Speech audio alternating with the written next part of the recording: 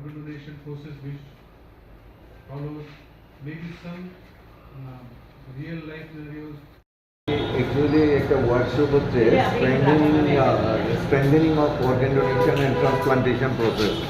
মানে আমাদের এখানে যে আমাদের ভারতবর্ষে এবং সারা পৃথিবীতেই আমাদের অনেকের মানে অঙ্গ বিকল হয়ে যায়, তারপর ওইটা প্রতিস্থাপনের দরকার পড়ে।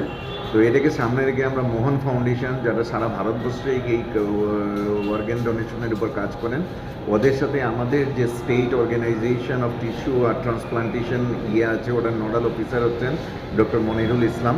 এটা গভর্নমেন্টের তরফ থেকে তৈরি করা। তো ওদের যৌথ সহযোগিতায় এখানে একটা ওয়ার্কশপ হচ্ছে, যেখানে বিভিন্ন ধরনের চিকিৎসার সাথে যারা জড়িত আছেন তাদেরকে বিভিন্নভাবে প্রশিক্ষিত করা হচ্ছে, যারা ওরা মানে ভবিষ্যতে গিয়ে মানুষকে এই সম্বন্ধে সচেতনতা বাড়াতে পারেন।